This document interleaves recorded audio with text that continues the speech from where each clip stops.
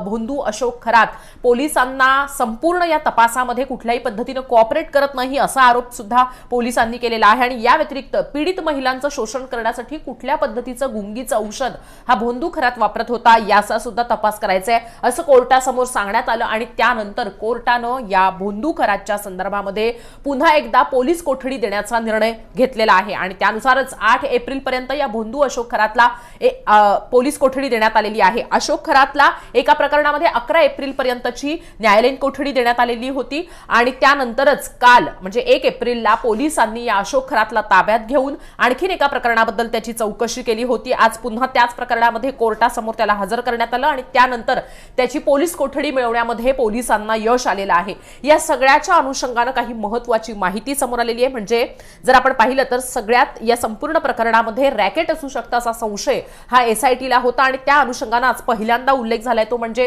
की हा भोंदू अशोक खरात हा मास्टर माइंड आहे, पण तो तपासामध्ये कुठल्याही पद्धतीने कोऑपरेट करत नाही ही माहिती कोर्टासमोर आज देण्यात आलेली आहे। मास्टर माइंड असणं याचाच अर्थ या संपूर्ण प्रकरणामध्ये रॅकेटच्या अनुषंगाने तपास झालेला आहे ही गोष्ट आता कोर्टासमोर उघड झालेली आहे। या व्यतिरिक्त भोंदू अशोक खरातला आज जेव्हा कोर्टात हजर करण्यात आलं तेव्हा काय माहिती समोर आलेली आहे, काय धक्कादायक माहिती समोर आलेली आहे याच्याबद्दलची आपल्याला माहिती घ्यायची आहे। कारण आमचे सहकारी प्रवीण ठाकरे हे तिथे कोर्टात होते, त्यांच्याकडे आता या भोंदू अशोक खरातची रिमांड कॉपी सुद्धा आहे, त्यामुळे आपण थेट जाऊयात प्रवीण यांच्याकडे।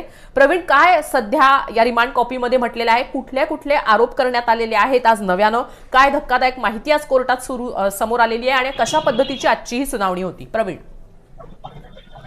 आजची सुनावणी ही व्हीसीद्वारे आली। जे एसआयटी आहे त्यांनी न्यायालयाला कळवलं होतं की सुरक्षेच्या कारणामुळे आम्ही व्हीसीद्वारे आरोपी प्रोड्यूस करू इच्छितो आणि न्यायालयाने ती मागणी म्हणून व्हीसीद्वारे भोंदू अशोक खरात हा न्यायालयासमोर हजर झाला होता। जेव्हा सुरुवात झाली तेव्हा अशोक खरातला प्रत्यक्ष न्यायालयाने विचारलं होतं की त्यांना जे नेहमी नाव वगैरे विचारतात असं विचारलं होतं, त्याच्यात ते आवाजात कंडक्श न्यायालयाने मोठ्याने बोलायला लावलं। ठामपणे अशोक खरात बोलला होता, त्यांनी नाव सांगितलं होतं। त्याच्यानंतर जे मेन मुद्दे जेव्हा मांडले तेव्हा सर्वच अवाक झाले की ह्या सर्व प्रकरणात जी पीडित आहे तिचं लैंगिक शोषण तब्बल 6 वर्ष केलं गेलेलं आहे। म्हणजे त्या काही तारखा मेन्शन आहे त्या 2020 ते 2026 या दरम्यान तिचं लैंगिक शोषण करण्यात आलेलं आहे। त्याच्यामुळे तिची गर्भधारणा झाली आणि मग गर्भपात करण्यासाठी तिला गोळ्या दिल्या गेल्या। या व्यतिरिक्त जे आहे की हा जो गर्भपात केला गेला याच्यात त्याचे कोणाच्या सांगण्यानुसार केला गेला की गोळ्या देऊन केला गेला, याला कोणी गाईड केलं, हा सर्व तपास करायचा आहे। हा ग्राउंड हा ठेवलेला होता सरकारी पक्षाने। त्यानंतर एक तारीख मेन्शन आहे याच्यात की 24 तारखेला एका बाटलीमध्ये एक दिव्य जडीबुटी देण्यात आली होती आणि ह्या जडीबुटीमध्ये काय टाकलंय औषध याचा तपास करणं बाकी आहे।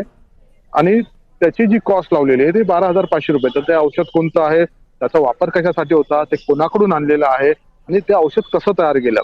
त्याच्यानंतर अजून एक जो हे सांगितलं गेलं आहे की जो जादू टोण्याचा कायदा लावलेला आहे, ब्लॅक मॅजिक म्हटलं गेलेलं आहे की पीडितेस त्याच्याकडे दैवी शक्ती आहे, तंत्रमंत्र करून जे काही धार्मिक विधी केले त्या व्यतिरिक्त अजून काही गैरप्रकार केले आहे का, त्याचे साथीदार कोण आहे, कारण या सर्व प्रकारात जो अशोक खरात आहे तोच मास्टर माइंड आहे, पण त्याचे साथीदार जो कोण आहे याचा तपास करणं बाकी आहे।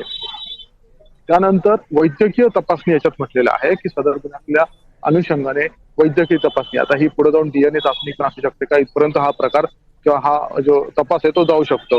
आणि जे काही मंत्रलेलं पाणी पिण्यास दिलेलं होतं पीडितेला आणि जो काही पदार्थ खाऊ घातला होता त्याच्यात काय मिक्स केलं आहे हाही तपास बाकी आहे।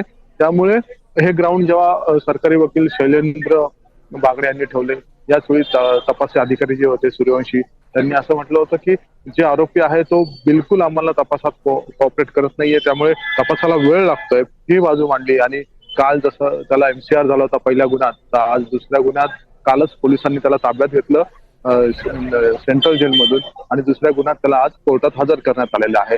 एकंदर जर आपण बघितलं तर मोडस ऑफ ऑपरेंडी जी आहे, जे जसे सरकारी वकिलांनी म्हणतात ते एकच पद्धतीची आहे, गुन्ह्याचं औषध द्यायचं, जादू टोना किंवा मंत्र वगैरे म्हणून धमकी द्यायची, आरोप जी पीडित आहे तिच्या मुलांना त्रास होईल अशी ही धमकी तिला देण्यात आली होती। त्यामुळे ती प्रचंड घाबरलेली होती आणि त्यामुळे कुठेतरी ती त्या भोंदू बाबाला शरण गेली आणि त्यामुळे तिचा फायदा ह्या भोंदू बाबांनी उचलला असंही म्हटलं गेलंय। आणि त्याच्याही पुढे जाऊन जी पीडित आहेत तिचे, तिच्या भावाचे आणि तिच्या आई वडिलांचे डॉक्युमेंट म्हणजे पॅन कार्ड आणि आधार कार्डचा उल्लेख झालेला आहे, हे भोंदू आपण घेतला. आता याचा वापर त्यांनी कशासाठी केला, एका पीडितेला अडकवण्यासाठी, धमकवण्यासाठी केलाय, हाही तपास बाकी आहे असं या रिमांड कॉपीमध्ये म्हटलं गेलेलं आहे हर्षदा. आणि त्या व्यतिरिक्त जे बचाव पक्षाचे वकील होते त्यांनी हे मुद्दे खोडून काढले. त्यांचं तेच म्हणणं होतं याच्यातल्या जी हा जो जबाब आहे किंवा ही जी पीडित आहे मागच्या रिमांड जेव्हा रिमांड पोलीस कस्टडी चालू होती किंवा पोलीस रिमांड चालू होती त्याच वेळेस ही कंप्लेंट दाखल आहे. त्यामुळे नवीन मुद्दे याच्यात काहीच नाहीये. आणि दुसरा जे मुद्दा मांडला की अजून आम्हाला पोलीस एफआयआर पण भेटत नाहीये ह्या प्रकारात. आणि जे काही मुद्दे मांडले ते त्याच्यात प्रत्यक्ष कस्टडीची गरज नाहीये असं भाटे यांचं म्हणणं होतं. पण न्यायालयाने एकंदर प्रकरणाची गंभीरता लक्षात घेऊन 8 एप्रिल पर्यंत अशोक खरात याला पोलीस कोठडी दिलेली आहे हर्षदा. प्रवीण, आणखीन एक महत्वाचा मुद्दा आहे या सगळ्यामध्ये ते म्हणजे की मास्टर माइंड हा भोंदू अशोक खरात असल्याचं सुद्धा आज सांगण्यात आलेलं आहे. तर या अनुषंगानं काय पोलिसांनी आज सांगितलेलं आहे, काय माहिती दिलेली आहे कोर्टासमोर, ती आपल्याला सांगता येईल का प्रेक्षकांना? नाही, कालच आपण एक बातमी केली होती की याच्यात काही डॉक्टरांची चौकशी झालेली आहे. जे काही सोनोग्राफी सेंटर आहे, एक मेडिकल आहे, हे पण रडारवर आहे. आपण अशी बातमी मुंबईतला केली होती. तर आज जे सरकारी वकील आहे शैलेंद्र बागडे यांनी म्हणता म्हटलंय की अशोक खरातच म्हणजे त्याच्या सर्व साथीदारांचा शोध घ्यायचा आहे एवढंच त्यांनी म्हटलेलं आहे. मात्र गुन्ह्याची गंभीरता आणि सर्व प्रकार घेता त्यांनी जास्त मेन्शन केलेलं नाहीये ह्या प्रकारात. आम्ही पण नंतर बाहेर विचारणा केली असता कोणीही काही सांगितलेलं नाहीये. कारण प्रकरण तेवढं गंभीर आहे. त्यामुळे आम्ही योग्य वेळी योग्य ठिकाणी तुम्हाला उत्तर देऊ. आणि जी काही पीडितेच्या विनंतीनुसार जे काही गोपनीयता बाळगायची आम्ही ती बाळगतोय. तुम्हाला याच्या नंतर उत्तर नक्की देऊ असंच आयोग पण म्हणताय आणि सरकारी वकील पण म्हणताय. पण मास्टर माइंड हा पहिल्यांदा शब्द वापरला गेला. त्याच्यानंतर काही डॉक्टर रडारवर आहे, त्याचे साथीदार कोण आहे. त्यामुळे कुठेतरी आता एसआयटीने खरात आणि त्याचे जे साथीदार आहेत त्यांच्यावरती फास आवळायला सुरुवात केली आहे. आपल्याकडे जी माहिती आहे खरातचे जे 2 साथीदार होते सिन्नर मधले त्यांची चौकशी, त्यांचा जबाब हा पोलिसांनी घेतलेला आहे. ही यावेळी सर्वात मोठी गोष्ट आहे की गेल्या 2-3 दिवसात आणि आजही त्यांना बोलवलेलं आहे एमपी मध्ये चौकशीसाठी. आता ही खूप मोठी गोष्ट आहे कारण यातला एक जो साथीदार होता त्यांनी काही वर्षापूर्वी तो खरात यांच्या नेटवर्क मधून निघून गेला होता. त्याला जेव्हा आपण भेटण्याचा प्रयत्न केला तेव्हा त्यांनी सांगितलं की माझे जे वैयक्तिक कामं आहे आणि खरात यांच्याशी माझे मतभेद झाल्याने मी सोडले. पण आता त्याचाही जबाब घेतलेला आहे आणि हा खूप महत्वाचा जबाब असेल. अर्थात तो ज्या पद्धतीने खरा त्यांचा भक्त होता त्यामुळे त्यांनी काय जबाब दिलेला आहे बघणं महत्वाचं राहणार आहे. दुसरा जो एक आहे तो व्यक्ती जो आहे तो बांधकाम व्यावसायिक आहे, रिअल इस्टेट मध्ये असतो. त्याचा एक जबाब दिला गेलेला आहे आणि तो महत्वाचा ठरणार या सर्व याच्यात की त्यांनी नेमकं काय सांगितलं. कारण खरात हा बऱ्यापैकी रिअल इस्टेटचे व्यवहार करत होता. त्यांनी आपल्यासमोर अजून एक माहिती आली की त्यांनी जे शिर्डीतले एफआयआर आहे त्याच्यात त्यांनी व्याजाने पण पैसे दिलेले आहेत. आणि त्याच्यात हे सर्व व्यवहार करताना ह्या पीडितेचे जे काही डॉक्युमेंट घेतले पॅन कार्ड, आधार कार्ड त्याचा वापर झालाय का याची चौकशी पोलिसांनी सध्या सुरू केलेली आहे हर्षदा. या सगळ्यामध्ये काही आर्ग्युमेंट्स झालेले आहेत प्रवीण, त्याच्याबद्दल थोडंसं आपण माहिती द्याल तर.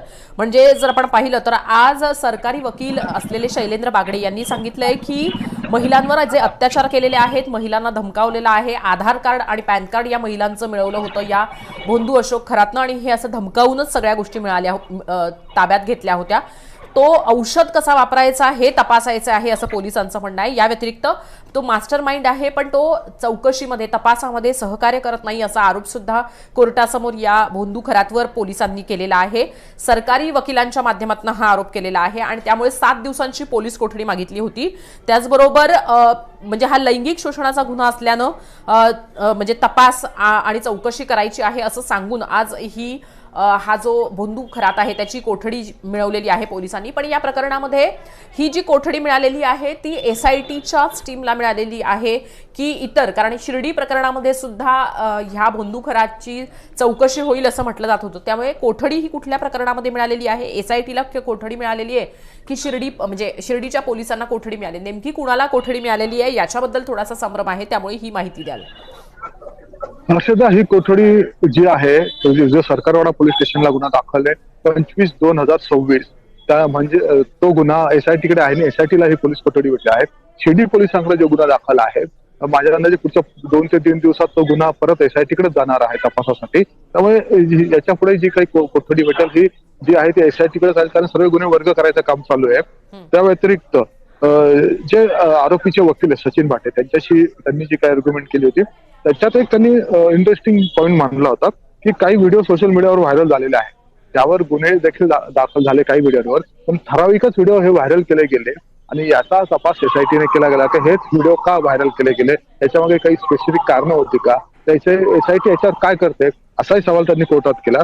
त्याच्यानंतर 14 दिवसाच्या पोलीस कोठडीत आमच्या अशिलाने म्हणजे त्यांची अशोक खरातने काही खुलासे केलेले आहेत. त्याच्यावर एसआयटीने काय केलं ते त्याच्याबद्दल आम्हाला माहिती देण्यात येत नाहीये.